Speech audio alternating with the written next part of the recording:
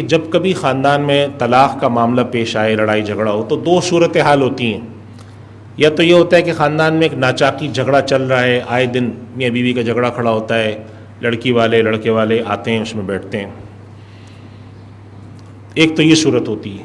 اور ایک صورت یہ ہوتی ہے کہ اچانک لڑائی جھگڑے میں دونوں کے منہ سے کوئی الفاظ ایسے نکل جاتے ہیں. بیوی نے کہا اگر تم مرد کے بچے ہو تو مجھے طلاق دے کے دکھاؤ. اس نے کہا اچھا میں بھی دیتا ہوں. یا بیوی نے کہہ دیا کہ تم میرے ساتھ نہیں رہ سکتے، تمہارے ساتھ میری زندگی جہنم ہے، تو تم مجھے طلاق دو. شوہر نے کہا میں دیتا ہوں بھی. تو یہ صورتحال تو ایک الگ ہے، اس پہ بعد میں گفتگو کرتا ہوں.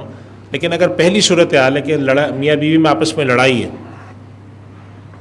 تو قرآن کریم نے اس کے لیے ایک تعبیر استعمال کی، وہ خافا اللہ یقیمہ حدود اللہ، کہ اب دونوں کو ڈر ہے،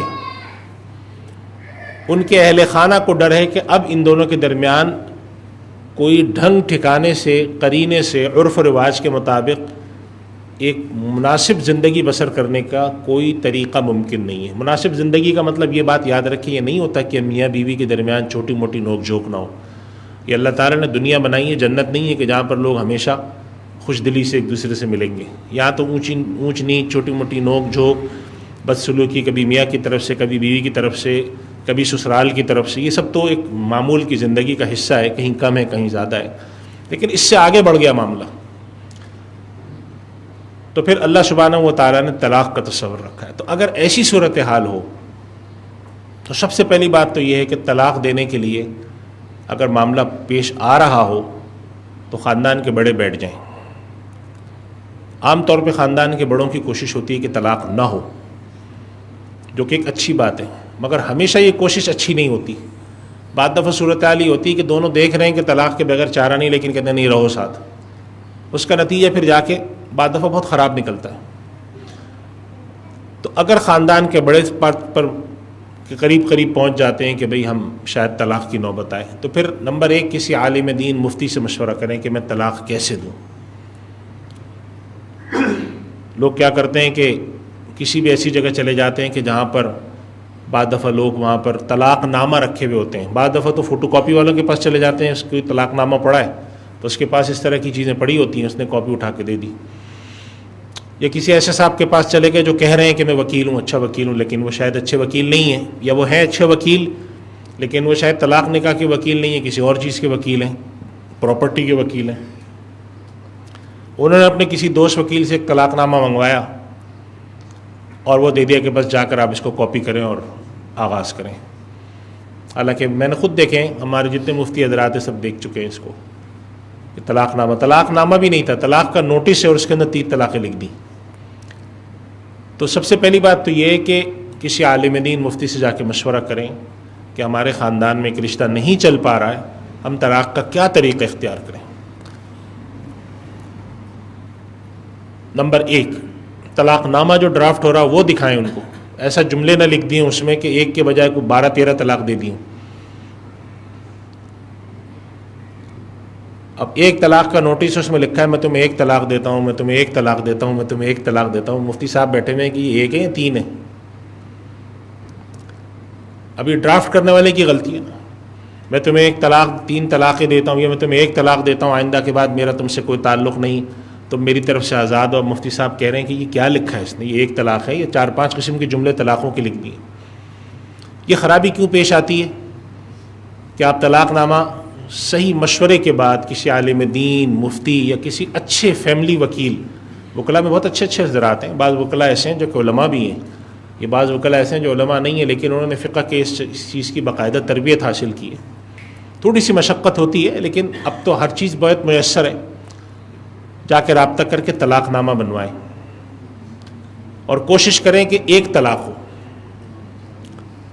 اور اگر اس میں امکان یہ ہے کہ ابھی بڑی مشکل سے طلاق ہو رہی ہے، شوہر نے پھر رجوع کر لیا، پھر زندگی جہنم بنے گی، تو 1 طلاق دیں، وہ بھی طلاق بائن دے دیں، اس کے بغیر شوہر کو اب رجوع کا اختیار ختم ہو گیا، نکاح ہو سکتا ہے دوبارہ. 1 طلاق دینے کا فائدہ کیا؟ 6 مہینے بعد، سال بعد، 2 سال بعد اس نتیجے پر پہنچے دونوں کہ ہم نے ایک بڑی غلطی کی ہے. دیکھیں ہم سب اس دنیا میں رہتے ہیں اور جیسے کہتے ہیں کہ حقیقت افسانے سے زیادہ عجیب ہوتی ہے، ایسے حالات نظر آتے ہیں. میاں بیوی کی طلاق ہوئی، 2 سال کے اندر خاندان کے 4-5 بڑوں کا انتقال ہو گیا، والدین چلے گئے، بڑے بھائی چلے گئے، اب وہ بالکل خاندان تتر بتر ہو گیا۔ اب وہ لوگ جنہوں نے پہلے کہا تھا کہ طلاق دے دو، کوئی بات نہیں، ہم سرپرستی کریں گے، ہم دیکھیں گے، ہم تمہارا، وہ سب چلے گئے دنیا سے۔ اب ایک عجیب خاندان میں افراتفری انتشار ہوتا ہے۔ اب میاں بیوی کا خیال ہوتا ہے کہ بھائی آج جس طرح کی ہم تذلیل والی اور تحقیر والی زندگی بسر کر رہے ہیں، ہر آدمی آ کر ہمیں کہتا ہے کہ تم زندگی گزار نہیں سکتے، اس سے بہتر ہے ہم دوبارہ ساتھ ہو جائیں۔ جب اس طرح کی زندگی بسر کرنی ہے تو آپس میں لڑنا مرنا بہتر ہے، کم سے کم انسان ایک دوسرے کی مروت و لحاظ تو رکھتا ہے۔ خود نبی کریم صلی اللہ علیہ وسلم کی حیات مبارکہ میں ایسے واقعہ پیش آ چکا ہے۔ قرآن کریم میں ان خاتون کے حوالے سے ایک آیت ہے، وَبُعُولَتُهُنَّ أَحَقُّ بِرَدِّهِنَّ فِي ذَلِكَ إِنْ أَرَادُوا إِصْلَاحًا۔ ایک طلاق ہو گئی تھی، پھر میاں بیوی کا خیال ہوا کہ ہم رجوع کر لیتے ہیں، تو جو خاتون کے بھائی تھے انہوں نے کہا کہ اس آدمی نے ہماری بہن کو طلاق دی ہے، اب ہم دوبارہ اس سے شادی نہیں کریں گے۔ اللہ کے نبی صلی اللہ علیہ وسلم تک بات گئی تو اللہ تعالیٰ نے قرآن میں وحی اتاری، وَبُعُولَتُهُنَّ أَحَقُّ بِرَدِّهِنَّ فِي ذَلِكَ إِنْ أَرَادُوا إِصْلَاحًا۔ ان کے پرانے سابقہ جو شوہر ہیں اگر یہ آپس میں اصلاح کرنا چاہتے ہیں، بہتری چاہتے ہیں، تو وہ بہتر ہے ان تک جائیں، بجائے اس کے کسی اجنبی سے شادی کریں۔ پھر وہ تک دیکھا بالا آدمی ہے، اب اگر دونوں راضی ہو گئے طلاق کے بعد سال 6 مہینے 2 سال بعد، تو یہ کہیں بہتر ہے کہ کسی اجنبی سے شادی کی جائے۔ لیکن یہ صورتیں جب ممکن ہے کہ جب میاں بیوی کے پاس دوبارہ جڑنے کا حق ہو۔ اگر آپ نے پہلے ہی مرحلے میں 3 طلاقیں دے دیں تو اس کے امکانات ختم ہو جاتے ہیں۔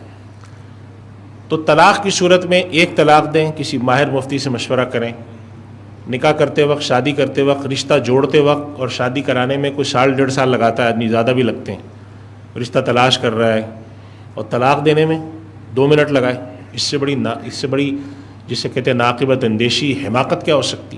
پہلے مشورہ کریں، سوچ بچار کریں، اس کے بعد اہل علم سے مشورہ کریں، یہ طلاق نامہ ہم بنا رہے ہیں یہ صحیح ہے، مفتی صاحب دیکھ کر کہیں گے ہاں ٹھیک ہے، یہ جملے آپ کاٹیں، یہ جملے لکھیں، اس کے بعد پھر آپ 2 گواہوں کی موجودگی میں دستخط کرا لیں اس میں۔